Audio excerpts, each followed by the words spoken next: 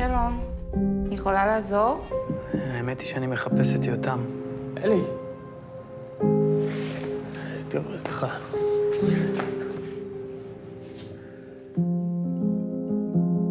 אז אתה מתחתן? האמת שהיא לא רוצה. שם סיפור שלהם עזוב. שני אלה מילדות, אף פעם לא הצלחתי להבין את הקשר ביניהם.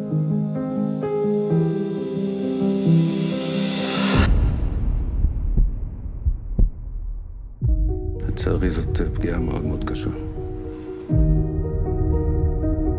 שלא תסתכל במשפחה. הדבר האחרון שהם צריכים זה לראות אותך. אני יכול לעזור לך איך? אני לא צריכה ממך כלום, אני לא מכירה אותך, אוקיי? פשוט תעוף מפה. אבא שלך נפטר כבר לפני יותר מחודש. למה הגעת רק עכשיו? אחד, יותם נכנס הביתה בהיסטריה. אלי התחבא בחדר, הפנים שלו היו מלאות בדם. חסך ונסע לחו"ל.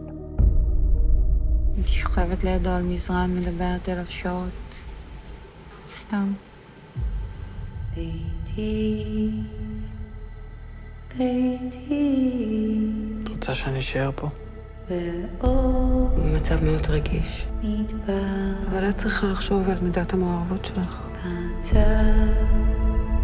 הרוח. חלום. נשבר. אך קצת של שמש פתאום זהב